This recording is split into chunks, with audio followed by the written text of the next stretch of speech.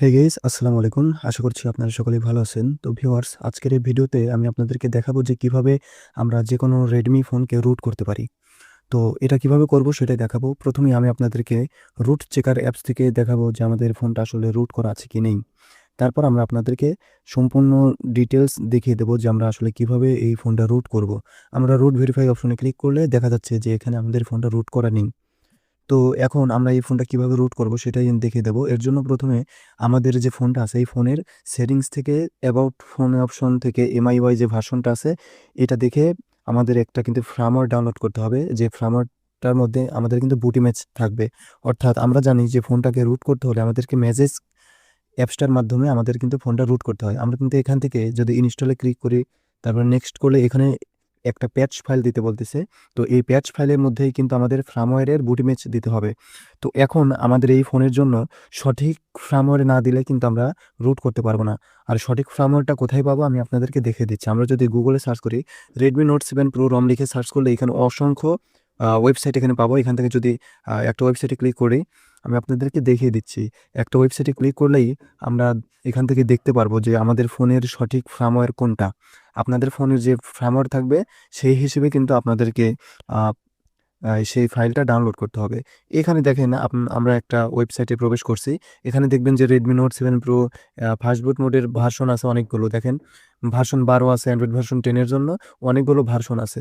তো এই ভার্সনগুলোর সাথে আপনাদের বিল্ড নাম্বার সেম করে আমরা কিন্তু এই ফাইলগুলো ডাউনলোড করতে হবে। আমাদের এখানে যে ভার্সনটা আছে এখানে দেখেন MIUI ভার্সন আছে 12.0.5। এখানে যে ভার্সনটা আছে এই ভার্সনের সাথে এখানে দেখতে হবে যে কোন ভার্সনটা সেম আছে।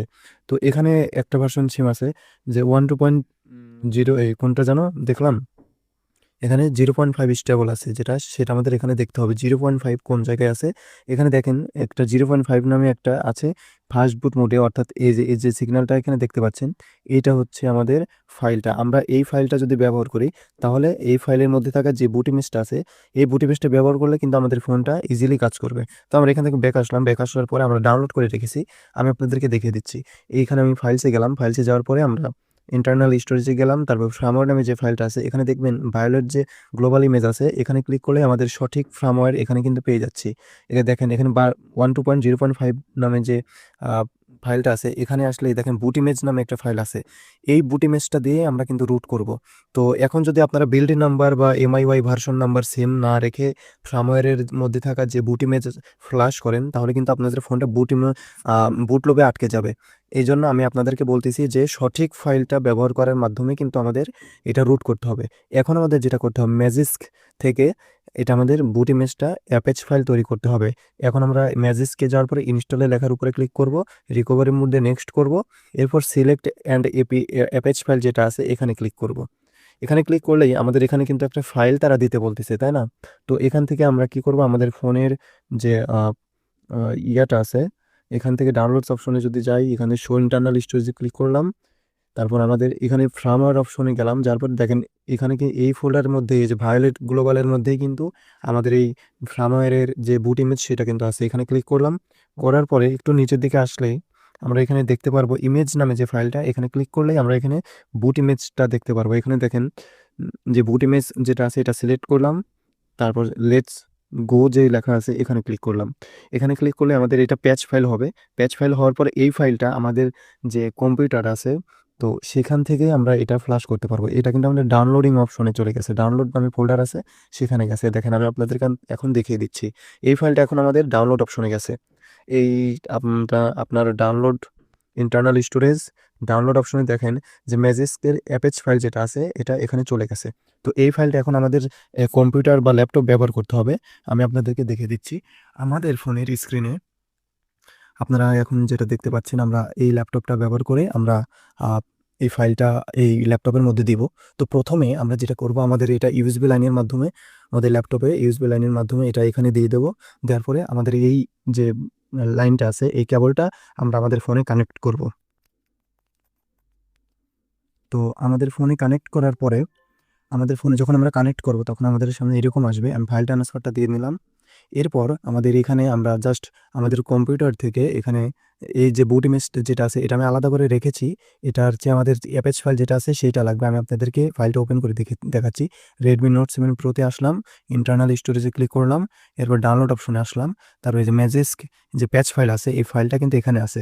তো এই ফাইলটা আমরা এখান থেকে জাস্ট কপি করে আমরা আমরা যদি দিস পিসিতে গিয়ে আমরা ইচ্ছা করলে এখানে সি ড্রাইভের মধ্যেও রাখতে পারি। এখানে সি ড্রাইভের মধ্যে পেস্ট করে দিলাম।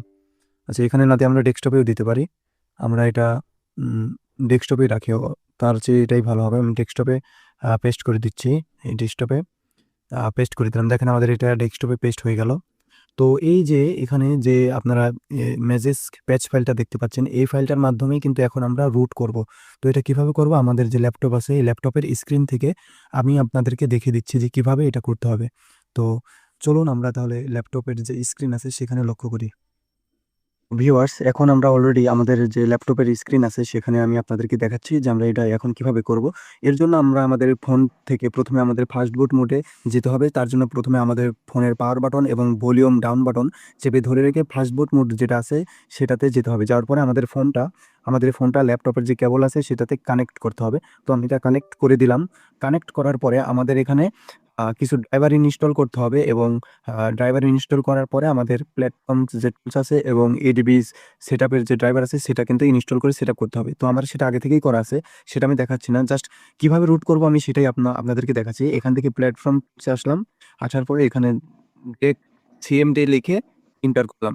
সিএমডি লিখে ইন্টার করলে আমাদের সামনে কিন্তু এরকম ইন্টারপেজ আসবে। আমরা এখন যেটা করবো, এখানে ফার্স্ট বুট ডিভাইস লিখবো।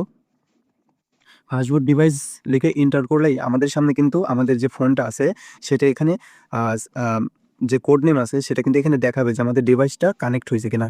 তো এটা যখন কানেক্ট হয়ে যাবে, তো এরপর আমাদের যেটা করতে হবে সেটা হচ্ছে আমরা এটা একটু এই নিয়ে আসার পর আমাদের এখানে লিখতে হবে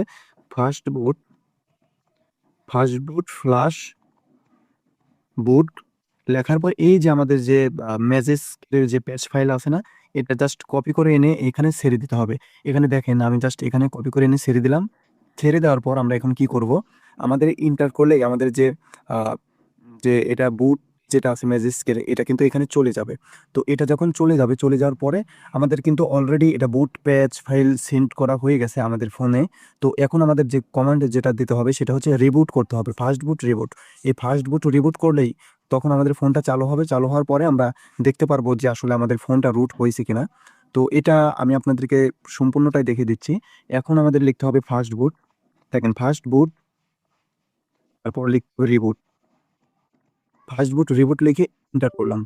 এন্টার করার পরে এখন আমরা আমাদের ফোনের যে আমি আপনাদেরকে দেখে দিচ্ছি যে আমাদের যে ফোনটা আছে, রেডমি যে ফোনটা আছে, এখানে দেখেন আমরা কমান্ড টাইপ করার মাধ্যমে এটা এরকম আসছে। এরপর আমাদের ফার্স্ট বুট মোড থেকে আমাদের MIUI যে লোগোটা সেটা আসছে।